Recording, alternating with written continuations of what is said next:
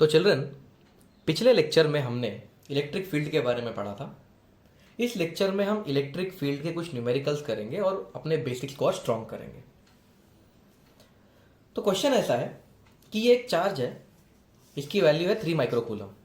तो इस चार्ज की वैल्यू 3 माइक्रोकूलम है और इसे इस तरह की इलेक्ट्रिक फील्ड में रखा गया है। तो ये इलेक्ट्रिक फील्ड है और इलेक्ट्रिक फील्ड की वैल्यू है 3 न्यूटन पर कूलम। तो इस चार्ज पे कितना फोर्स लगेगा? और चिल्ड्रन, अगर इस पॉजिटिव चार्ज को नेगेटिव चार्ज से रिप्लेस कर देंगे तो आंसर में क्या चेंजेस आएंगे? तो this is the question and let us see the solution. तो इसका सॉल्यूशन काफी इजी है। सबसे पहले इलेक्ट्रिक फील्ड कुछ इस तरीके का बना है। हम जानते हैं कि इलेक्ट्रिक फील्ड पॉजिटिव से स्टार्ट होकर नेगेटिव पे खत्म होता है। इलेक्ट्रिक फील्ड ऐसा बनने का मतलब है यहां कुछ पॉजिटिविटी होगी, यहां कुछ पॉजिटिव चार्जेस होंगे और यहां पे कुछ नेगेटिव चार्जेस होंगे। इसीलिए इलेक्ट्रिक फील्ड ऐसा बना है। तो इलेक्ट्रिक फील्ड ऐसा बनने का मतलब है यहां पे पॉजिटिव चार्जेस का होना और यहां पे नेगेटिव चार्जेस का होना, क्योंकि इलेक्ट्रिक फील्ड पॉजिटिव से नेगेटिव की तरफ बनता है। अब ऑफ कोर्स ये जो पॉजिटिव चार्ज है, इस पॉजिटिव के पास तो जाएगा नहीं, यहां से तो रिपेल होगा। तो ये पॉजिटिव चार्ज कहां जाएगा? इस नेगेटिव के पास। तो इसके ऊपर फोर्स लगेगा यहां पे। तो एक चीज क्या सीखने को मिली इस क्वेश्चन से? Positive charge will experience force in the direction of electric field.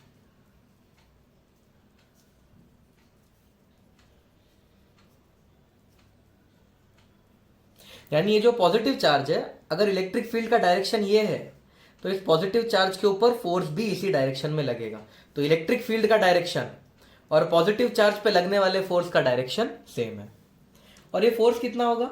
हमें पता है इलेक्ट्रिक फील्ड होता है फोर्स पर यूनिट चार्ज।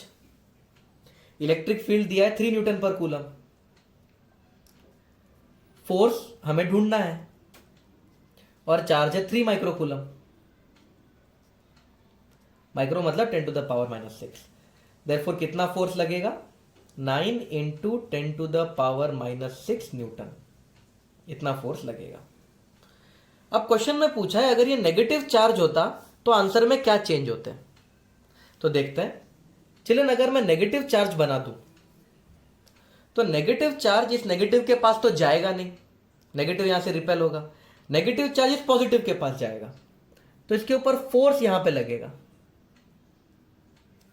तो चिल्ड्रन, आंसर में बस एक चेंज आएगा कि फोर्स यहां पे आई कैप डायरेक्शन की जगह फोर्स लगेगा माइनस आई कैप में। बस इतना ही फर्क है। तो क्या फर्क है? Negative charge will experience force in opposite direction of electric field. तो ये जो इलेक्ट्रिक फील्ड है उसके इलेक्ट्रिक फील्ड का अगर डायरेक्शन ये है तो नेगेटिव चार्ज पे फोर्स यहां लगेगा। अगर आप ये भूल जाओ तो इलेक्ट्रिक फील्ड प्लस से स्टार्ट होता है, माइनस पे खत्म होता है। ये दोनों बना दो, आपको ऑटोमेटिकली समझ में आ जाएगा कि इसके ऊपर कहां फोर्स लग रहा है। और फोर्स की वैल्यू यही रहेगी 9 इंटू 10 टू द पावर -6, क्योंकि देखो चार्ज वही है, इलेक्ट्रिक फील्ड वही है। तो फोर्स की वैल्यू यही रहेगी, बस फोर्स यहां लगने की जगह नेगेटिव पे यहां लगेगा। That's it. अगला क्वेश्चन, एक टॉय कार है और उसका मास है 200 ग्राम और उसके ऊपर चार्ज है 0.1 कूलम। तो हम मास लिख लेते हैं। 200 ग्राम मतलब 0.2 kg और चार्ज है उसके पास 0.1 कूलम। इसे रेस्ट पे रखा गया है एक इलेक्ट्रिक फील्ड में। तो मान लेते हैं इस तरीके का इलेक्ट्रिक फील्ड है और इस कार को, इसे कार मान लेते हैं, इसे रेस्ट पे रखा गया है। ओके, इस कार के पास मास है और चार्ज है और इसे इलेक्ट्रिक फील्ड में रखा गया है। कितना इलेक्ट्रिक फील्ड में? 10 न्यूटन पर कूलम में इसे रखा गया है। तो चिल्ड्रन, सिर्फ इसी सिचुएशन को एनालाइज करते हैं, बाकी के क्वेश्चन को बाद में देख लेंगे। सिर्फ इस सिचुएशन को एनालाइज करते हैं। एक मास है, उसके पास एक चार्ज है और उसे एक इलेक्ट्रिक फील्ड में रखा गया है। तो जब भी कोई चार्ज, देखो इसके ऊपर चार्ज है ना, जब भी कोई चार्ज इलेक्ट्रिक फील्ड में होता है उस चार्ज पे इलेक्ट्रिक फील्ड फोर्स तो लगाता है। तो जो फोर्स लगेगा इसके ऊपर वो निकाल लेते हैं। हमें पता है इलेक्ट्रिक फील्ड होता है force per unit charge. Therefore जो फोर्स लगेगा वो होगा चार्ज इनटू इलेक्ट्रिक फील्ड। तो इतना फोर्स लगेगा इस कार के ऊपर, करेक्ट। पता लगा लेते हैं कितना है वैल्यू। तो जो फोर्स लगेगा, चार्ज है 0.1, इलेक्ट्रिक फील्ड है 10, फोर्स लगेगा 1 न्यूटन। तो इस कार पे 1 न्यूटन का फोर्स लगने लगेगा। तो इस कार को रेस्ट पे रख के छोड़ दिया, क्या ये कार अपनी जगह पे रह पाएगी? नहीं रह पाएगी। क्यों? क्योंकि उसके ऊपर तो फोर्स लग गया। तो कार के ऊपर फोर्स लग गया, क्या हम कार का एक्सीलरेशन निकाल सकते हैं? बिल्कुल निकाल सकते हैं। एफ को लिख देते हैं एम ए। एम ए हो गया 1 न्यूटन, मास दिया है 0.2, तो 0.2 इंटू एक्सीलरेशन हो गया 1, तो एक्सेलरेशन हो गया 1 डिवाइडेड बाय 0.2 मतलब 10 divided by 2, 5 metre per second square. तो इतना एक्सेलरेशन ये एक्वायर कर लेगा। और इनिशियल वेलोसिटी क्या है इसकी? इनिशियल वेलोसिटी 0 है। एक्सेलरेशन कितना है? 5 मीटर पर सेकेंड स्क्वायर। कितना टाइम लग गया? क्वेश्चन में लिखा है 10 सेकेंड बाद इसकी काइनेटिक एनर्जी क्या होगी, तो टाइम दिया है 10 सेकेंड। तो क्या मैं 10 सेकंड के बाद की फाइनल वेलोसिटी निकाल सकता हूं? बिल्कुल। v equal to u plus a t. Therefore v हो जाएगा, u तो 0 है, 5 इंटू टी है 10, 50 मीटर पर सेकेंड, यानी ये 50 मीटर पर सेकेंड की स्पीड पकड़ लेगी। अब उसकी काइनेटिक एनर्जी पूछिए, तो काइनेटिक एनर्जी हो जाएगी half m v square, which is half into 0.2 into 50 का स्क्वायर करोगे तो 2500, तो आंसर आ जाएगा 250 जूल। बहुत ज़्यादा होता है 250 जूल, अच्छी खासी काइनेटिक एनर्जी गेन कर लेगा।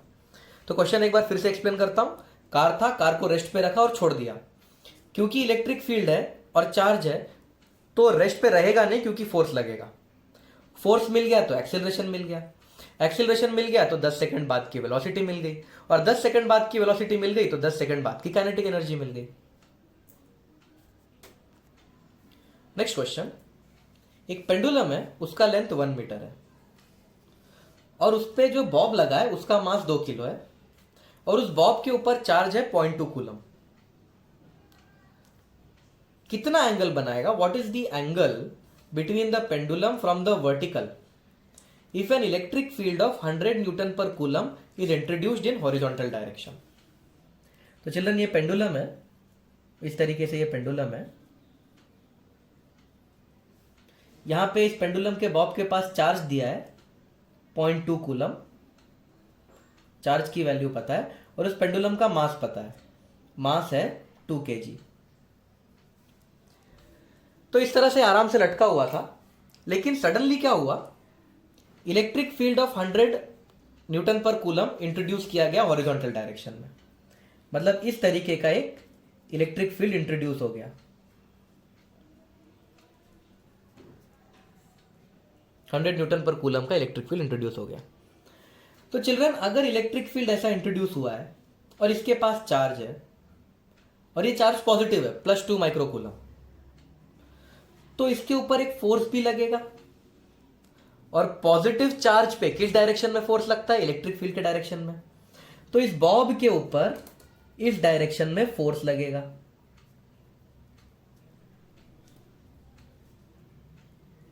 तो क्या ये बॉब यहां पे रह सकता है? नहीं रह सकता, ये बॉब तो आगे चला जाएगा। तो चिल्ड्रन, थोड़ी देर बाद ये सिचुएशन हो जाएगी। ये ओरिजिनल पोजीशन, यहां पे था बॉब, ये वर्टिकल बनाया मैंने, और अब बॉब यहां पे आ गया है। यहां पे आके बॉब रुक गया है। यहां पे आके क्यों रुका है बॉब? क्योंकि हमने लगा दिया एक इलेक्ट्रिक फील्ड। अब हमसे पूछ रहा है ये जो एंगल है, ये एंगल थीटा कितना है, कितने एंगल पे ये बॉब आके रुकेगा। तो चिल्ड्रन अब बनाते हैं इसका एफबीडी, बॉब का एफबीडी। तो सबसे पहले ये बॉब है, यहां पे लगेगा टेंशन इन द स्ट्रिंग, नीचे लगेगा mg, और इलेक्ट्रिक फील्ड का डायरेक्शन है उसी डायरेक्शन में चार्ज पे फोर्स लगता है। तो this is the force due to electric field. Positive charge पे फोर्स कहां लगता है, इलेक्ट्रिक फील्ड के डायरेक्शन में। इलेक्ट्रिक फील्ड ऐसा है तो फोर्स भी ऐसा लगेगा। अब हम इस टेंशन को ब्रेक करते हैं, तो टेंशन के दो कंपोनेंट हो जाएंगे, एक इस तरह से वर्टिकल कंपोनेंट और एक इस तरह से हॉरिजॉन्टल कंपोनेंट। ये एंगल देख सकते हो थीटा है, तो ये एंगल भी थीटा है। तो ये कंपोनेंट हो जाएगा t cos थीटा और ये कंपोनेंट हो जाएगा t sin थीटा। अब क्योंकि हमारा पेंडुलम यहां आके रुक चुका है, तो मैं लिख सकता हूं कि t sin थीटा है force due to electric field. t sin theta is force due to electric field, और t cos थीटा है mg। अब इन दोनों का रेशियो ले लेते हैं, sine theta upon cos theta, tan theta equal to F upon mg। Therefore tan theta equal to, force कितना लगता है चार्ज पे, QE। थोड़ी देर पहले देखा ना, electric field is force upon Q, therefore force is QE। तो फोर्स की जगह QE upon mg, therefore tan theta equal to, Q का वैल्यू है 0.2, इलेक्ट्रिक फील्ड हमने दिया है 100, m का वैल्यू है 2, g का वैल्यू है 10।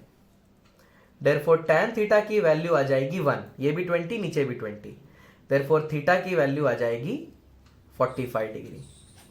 तो ये हॉरिजॉन्टल से 45 डिग्री के एंगल पे जाके कुछ देर बाद थोड़ा बहुत ऑसिलेट करेगा, पर जब इक्विलिब्रियम पे आ जाएगा तो 45 डिग्री का एंगल बना के रुक जाएगा। अगला क्वेश्चन है, हमारे पास एक पेंडुलम है, उसका मास है स्मॉल m। तो ये पेंडुलम है, उसके बॉब का मास है m, और इसका जो स्ट्रिंग है उसकी लेंथ है l। और इस पेंडुलम को इस तरह से डाउनवर्ड फेसिंग इलेक्ट्रिक फील्ड में रख दिया है, फिर इस बॉब को दे दिया चार्ज प्लस Q। तो अब अगर मैं इस पेंडुलम को थोड़ा सा साइड में लेके जाके छोड़ दूं, इस पेंडुलम को थोड़ा सा साइड में लेके जाके छोड़ दूं, तो ये ऑसिलेट करेगा, इस तरह से ये ऑसिलेट करेगा। तो जब ये ऑसिलेट करेगा तो उसका जो टाइम पीरियड है वो कैलकुलेट करना है। तो ये सिचुएशन है, पेंडुलम को साइड में लेके छोड़ दिया, ये पेंडुलम ऑसिलेट कर रहा है, इसके टाइम पीरियड का फॉर्मूला निकालना है। नाउ चिल्ड्रन, हमने ऑसिलेशन चैप्टर में देखा हुआ है, ऑसिलेशन चैप्टर से हमने एक बात सीखी है कि जो टाइम पीरियड होता है पेंडुलम का, वो होता है 2 pi under root L by G। ये नॉर्मल फॉर्मूला है time period of oscillation of a pendulum का, सिंपल पेंडुलम का। यहां पे ये G क्या है, G is the downward acceleration felt by the bob. G actually acceleration due to gravity है, पर क्या मैं G को इस तरह से भी लिख सकता हूं, G is the downward acceleration felt by the Bob. तो यहां पे G की जगह मुझे इस तरह से सोचना है, what is the downward acceleration felt by the Bob. तो अब हम इस डायग्राम पे वापस आते हैं। तो ये है हमारा डायग्राम, ये है बॉब, इसके ऊपर मास m है और चार्ज प्लस Q है। तो चिल्ड्रन, इसके ऊपर कौन कौन से फोर्सेस लग रहे हैं नीचे की तरफ, एक तो mg लगेगा, ऊपर से क्योंकि इसके पास चार्ज है और ये चार्ज इलेक्ट्रिक फील्ड में है और ये चार्ज पॉजिटिव है, तो इसके ऊपर एक फोर्स भी लगेगा, force due to electric field. तो इसके ऊपर अब नेट डाउनवर्ड फोर्स कितना है,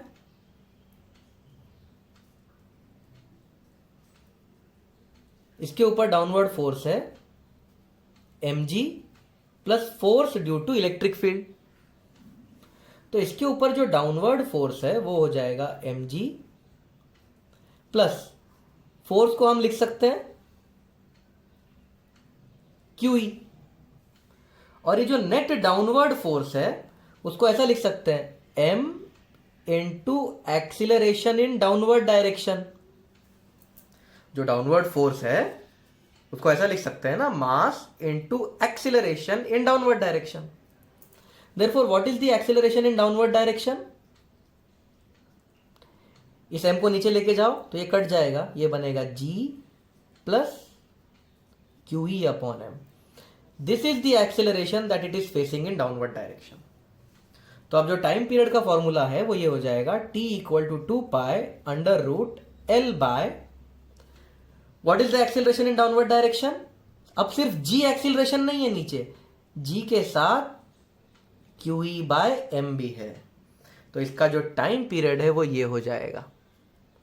तो ओरिजिनल टाइम पीरियड ये होता है बिना इलेक्ट्रिक फील्ड के, इलेक्ट्रिक फील्ड के साथ ये टाइम पीरियड हो जाएगा, और ये टाइम पीरियड इसके कंपैरिजन में ज्यादा है या कम है? कम है ना, तो this new time period is less, time period reduce हो जाएगा। जो टाइम पीरियड है वो रिड्यूस हो चुका है। क्यों रिड्यूस हुआ टाइम पीरियड? देखो यहां पे डिनोमिनेटर में एक्स्ट्रा टर्म आ गया, अगर डिनोमिनेटर में एक्स्ट्रा टर्म आएगा तो टाइम पीरियड कम हो चुका है। तो नॉर्मल पेंडुलम के कंपैरिजन में इस वाले पेंडुलम में टाइम पीरियड कम हुआ है। नाउ चिल्ड्रन, अब आप ये सोचो, अब मैं आपको एक क्वेश्चन देता हूं, अगर ये इलेक्ट्रिक फील्ड नीचे की जगह ऊपर होता तो क्या होता? क्या यही आंसर आता या अलग आंसर आता? आप ये सोचिए, मैं नहीं बताऊंगा इस वीडियो में, आपको खुद सोचना है। एक और बात, अगर ये चार्ज पॉजिटिव प्लस क्यू की जगह नेगेटिव प्लस क्यू होता तो क्या होता, ये भी आप सोचिए। किस केस में टाइम पीरियड क्या होगा? ऐसे 3 और केस बनेंगे, नेगेटिव और इलेक्ट्रिक फील्ड नीचे, नेगेटिव और इलेक्ट्रिक फील्ड ऊपर, पॉजिटिव और इलेक्ट्रिक फील्ड ऊपर। ये तीनों केसेस के बारे में आप सोचिए। अगला क्वेश्चन, इलेक्ट्रिक फील्ड दिया है 100 न्यूटन पर कूलम इन आई कैप। तो इलेक्ट्रिक फील्ड बना देते हैं 100 न्यूटन पर coulomb in i cap. I cap मतलब पॉजिटिव एक्स एक्सिस। एक पार्टिकल है, उसका मास 2 kg है, तो यहां पे एक पार्टिकल बना देते हैं, इसका मास 2 kg है। It is projected with a velocity of -20 meter per second in i cap. मतलब इसे 20 मीटर पर सेकेंड की वेलोसिटी दी है माइनस आई कैप में, मतलब इसे वेलोसिटी यहां मिली है।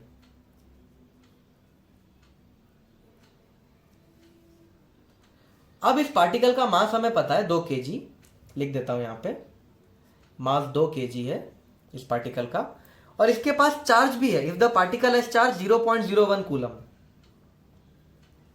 चार्ज पॉजिटिव है 0.01 कूलम। तो what is the distance travelled by the particles in 100 seconds?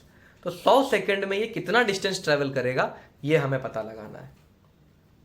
तो चिल्ड्रन, इस क्वेश्चन में जो पहली ट्रिक है वो ये है कि इस पार्टिकल पे चार्ज है पॉजिटिव प्लस 0.01 और इलेक्ट्रिक फील्ड यहां है, तो इस पार्टिकल पे जो फोर्स लगेगा वो यहां लगेगा।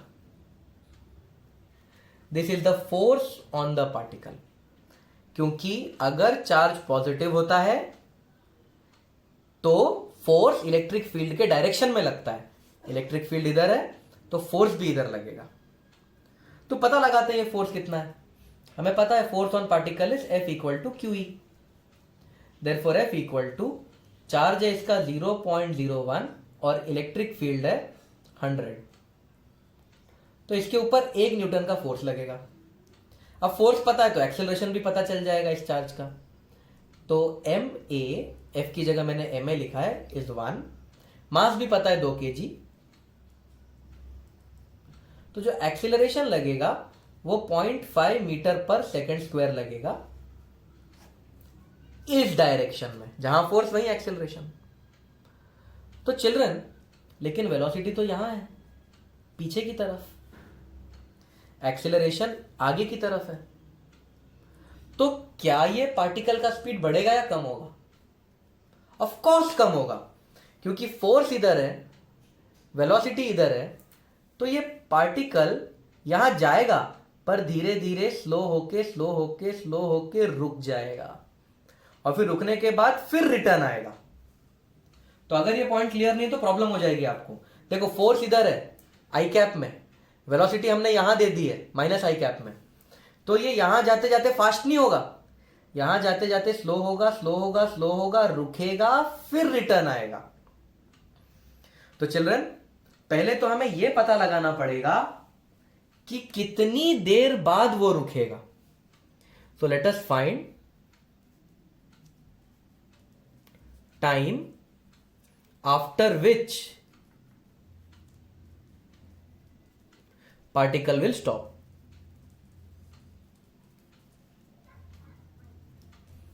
तो चिल्ड्रन इसकी इनिशियल वेलोसिटी पता है, इसकी इनिशियल वेलोसिटी होगी -20 मीटर पर सेकेंड। माइनस क्यों? इस डायरेक्शन में, इस डायरेक्शन की चीजों को मैं नेगेटिव लूंगा। इसका एक्सेलरेशन होगा 0.5 metre per second square. Plus क्यों? क्योंकि ये एक्सेलरेशन इस डायरेक्शन में। कितना टाइम लग गया? सॉरी, इसकी जो फाइनल वेलोसिटी होगी वो होगी 0। क्यों 0? क्योंकि हम कब रुकेगा ये जानना चाहते हैं। तो यहां जाके यहां आके रुकेगा, तो इसकी फाइनल वेलोसिटी है 0। सिर्फ रुकने वाली है, let us find the time after which the particle will stop. मैं सिर्फ यहां से लेके यहां तक की जर्नी एनालाइज कर रहा हूं, तो फाइनल वेलोसिटी 0 है, तो टाइम मिल जाएगा v equal to u plus 80। Therefore 0 equal to -20 plus 0.5t। Therefore 0.5t equal to 20. Therefore t equal to 40 seconds. तो 40 सेकेंड इसको रुकने के लिए लगेंगे। तो यहां से लेके यहां तक की जर्नी कंप्लीट करने के लिए इसे 40 सेकेंड लगेंगे। It will take 40 seconds to go from here to here. अब मैं आपके लिए डायग्राम रीड्रॉ कर देता हूं। तो चिल्ड्रन पोजीशन 1 से पोजीशन 2 तक आने में इसे 40 सेकंड लग गए, 40 सेकंड्स। तो क्या हम ये डिस्प्लेसमेंट निकाल सकते हैं? Can we find the displacement? Of course s equal to ut plus half AT square होता है। तो डिस्प्लेसमेंट हो जाएगा, u की वैल्यू -20 थी, टाइम लग गया 40 second, plus half into acceleration था 0.5 इंटू 40 सेकंड का होल स्क्वायर। तो जो डिस्प्लेसमेंट होगा वो होगा -800 प्लस हाफ इंटू 0.5 इंटू 1600। तो जो डिस्प्लेसमेंट होगा वो होगा -800 प्लस 400। तो जो डिस्प्लेसमेंट होगा वो होगा -400 मीटर। -400 मीटर का मतलब है, माइनस मतलब इस तरफ, तो ये जो वैल्यू यहां से लेके यहां तक 400 मीटर है। तो ये ऑलरेडी यहां से लेके यहां तक 400 मीटर चल चुका है। अब ये पोजीशन 2 पे आके रुक गया है। Okay, now charge stops at position 2। पर क्या ये पोजीशन 2 पे हमेशा हमेशा के लिए अटक गया है? आंसर है नहीं। क्यों? क्योंकि इसके ऊपर फोर्स तो यहां पे लग ही रहा है ना, फोर्स यहां लग रहा है इसके ऊपर, तो ये रुका तो है पर बस थोड़ी देर के लिए। तो ये चार्ज पोजीशन 2 पे बहुत थोड़ी देर के लिए रुका है, मोमेंटेरीली रुका है। So the charge will stop at position 2 for a very very small time. इसीलिए यहां पे मोमेंटेरीली लिखना पड़ेगा। और फिर इसके बाद ये चार्ज यहां से फिर रिटर्न आएगा। चिल्ड्रन चार्ज ऐसे रिटर्न आएगा, पर मैं थोड़ा सा नीचे करके दिखाता हूं। इस तरीके से चार्ज ऐसा जाके नीचे आके रिटर्न नहीं आएगा, चार्ज यहां से ऐसा जाके ऐसा आएगा।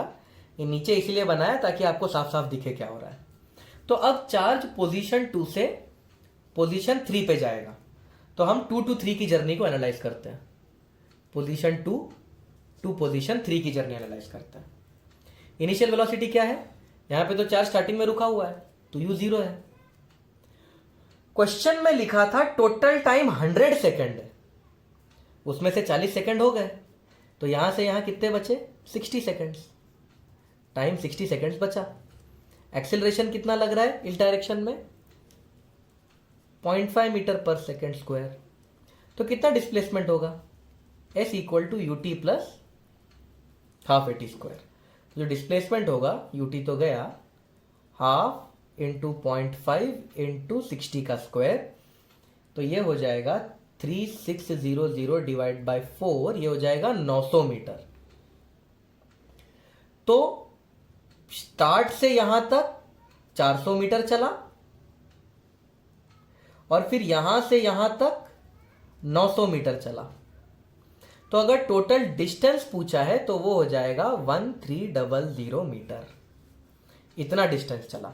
और अगर डिस्प्लेसमेंट पूछ लिया होता तो डिस्प्लेसमेंट शॉर्टेस्ट पाथ है, ये इनिशियल पोजीशन, ये फाइनल पोजीशन, ये 900 है, ये 400 है, तो डिस्प्लेसमेंट आएगा 500 मीटर। तो डिस्टेंस है 1300 मीटर और डिस्प्लेसमेंट है 500 मीटर। तो this is the final answer. Next question, ऐसी दो प्लेट्स दी हुई है, दिस इज प्लेट 1, प्लेट 2, और इलेक्ट्रिक फील्ड इस तरह से है वर्टिकल डायरेक्शन में। एक पार्टिकल है, इसका चार्ज Q है और मास M है, मास M, चार्ज Q। इसे v वेलोसिटी से प्रोजेक्ट किया है। अब क्वेश्चन में पूछा है कि इस v की कम से कम कितनी वैल्यू होनी चाहिए कि ये जो पार्टिकल है ये प्लेट्स से ना टकराए। ये डिस्टेंस L दिया है, ये डिस्टेंस D दिया है और ये डिस्टेंस D/2 दिया है। तो इस क्वेश्चन को एक बार फिर से देखते हैं। चार्ज है, मास M है, चार्ज Q है, v वेलोसिटी से प्रोजेक्ट किया है हॉरिजॉन्टल में। प्लेट्स के बीच में इस तरह का इलेक्ट्रिक फील्ड है।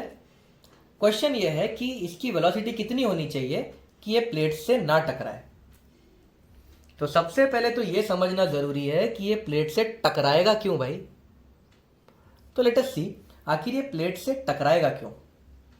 तो चिल्ड्रन, आप देख सकते हैं इलेक्ट्रिक फील्ड ऊपर की तरफ है और ये जो चार्ज है प्लस Q चार्ज है। क्योंकि चार्ज पॉजिटिव है, इसके ऊपर एक फोर्स लगेगा in the direction of electric field. तो जैसे ये अंदर घुसेगा ना, इसके ऊपर एक, क्योंकि इलेक्ट्रिक फील्ड ऊपर है, इसके ऊपर अपवर्ड फोर्स लगना चालू करेगा। ये ऊपर की तरफ घूमेगा और इस तरह से हिट कर देगा। अगर हम स्लोली इसको फेंकेंगे, धीरे से फेंका, तो अपवर्ड फोर्स लगेगा इसके ऊपर और इस तरह से हिट कर देगा ये। तो आपको समझ में आया कोलाइड क्यों करेगा? क्योंकि इलेक्ट्रिक फील्ड ऊपर है, चार्ज पॉजिटिव है, तो इसके ऊपर एक अपवर्ड फोर्स लगेगा। इसको अगर धीरे से प्रोजेक्ट किया तो ये यहां जाके टकरा जाएगा प्लेट से। हम चाहते हैं कि ये प्लेट से ना टकराए, तो इसे फास्ट फेंकना पड़ेगा। अगर इसे बहुत फास्ट फेंकेंगे तो ये ऊपर की तरफ तो जाएगा, लेकिन स्पीड ज्यादा होने की वजह से ये ज्यादा आगे चला जाएगा। अगर ये इस तरह से एस्केप कर जाए तो प्लेट से नहीं टकराएगा। ये देखो, अगर ये पाथ फॉलो करे, देखो इसका ऊपर जाना तो तय है, ये ऊपर तो जाएगा। क्यों ऊपर जाएगा? क्योंकि उसके ऊपर एक अपवर्ड फोर्स तो लगेगा, और अपवर्ड फोर्स लगेगा तो ऊपर तो जाएगा। लेकिन अगर इसे मैंने धीरे से प्रोजेक्ट किया तो इस तरह से ऊपर घुस जाएगा। थोड़ा फास्ट प्रोजेक्ट किया तो थोड़ा आगे जाएगा, और फास्ट प्रोजेक्ट किया तो इस तरह से निकल जाएगा। तो हमें इस मोशन को एनालाइज करना है। हम चाहते हैं कि ये टकराए नहीं, इस तरह से निकल जाए। तो सबसे पहले मैं एनालाइज करूंगा हॉरिजॉन्टल या वर्टिकल, दोनों में से किसी को भी। मैं वर्टिकल चूज कर रहा हूं। I will analyse the vertical. और हाँ, यहाँ पे निग्लेक्ट ग्रेविटी होना चाहिए, नहीं तो प्रॉब्लम आ जाएगी। हम ग्रेविटी को निग्लेक्ट करेंगे। हम मान लेंगे ग्रेविटी फ्री स्पेस है, किसी सैटेलाइट में हो रहा है एक्सपेरिमेंट। तो चिल्ड्रन, मैं वर्टिकल को एनालाइज करता हूँ। वर्टिकल में इनिशियल वेलोसिटी 0 है, क्योंकि इसे वेलोसिटी हॉरिजॉन्टल में दी गई है। It is given velocity in the horizontal direction. तो वर्टिकल में स्टार्टिंग में कोई वेलोसिटी नहीं है। वर्टिकल में इसे कितना डिस्टेंस ट्रेवल करना है? वर्टिकली ये भाई साहब, ये चार्ज इस लेवल पे थे। ये जो चार्ज था ये इस लेवल पे था स्टार्टिंग में, यहां पे। फिर एंड में ये चार्ज यहां पे पहुंच गया। तो चार्ज स्टार्टिंग में इस लेवल पे था, फिर चार्ज एंड में इस लेवल पे आ गया है।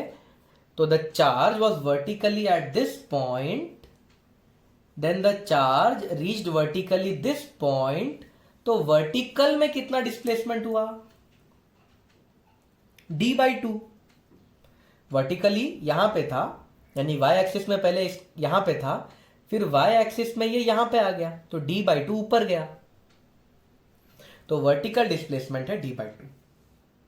अच्छा, क्या वर्टिकल में कोई फोर्स लग रहा है इसके ऊपर? बिल्कुल लग रहा है। कौन लगा रहा है? Electric field.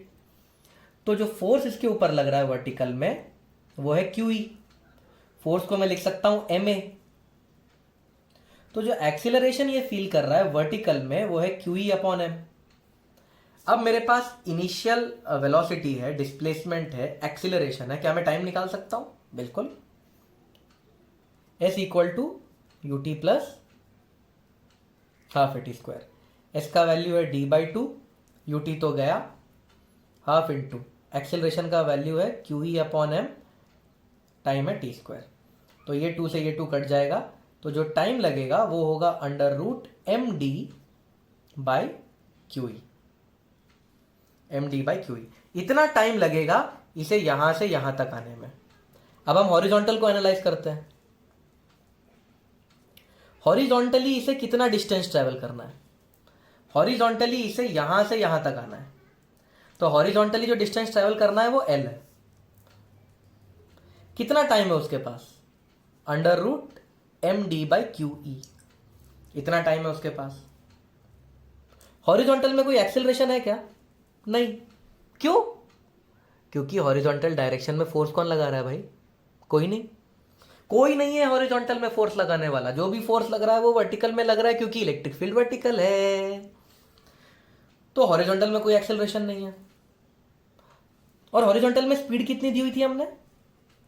हॉरिजॉन्टल में स्पीड दी हुई थी v। तो हमें पता है कि स्पीड होती है डिस्टेंस अपॉन टाइम। तो जो स्पीड होगी वो होगा distance which is L upon time, md/QE। तो हमें कितनी स्पीड देनी पड़ेगी? L√QE/md। इतनी स्पीड देंगे तब जाके ये पाथ फॉलोड होगा, और तब जाके वो बिना टकराए बाहर निकलेगा। हाँ, इससे ज्यादा स्पीड दे दी तो ऑफ कोर्स वो और भी आगे जाएगा।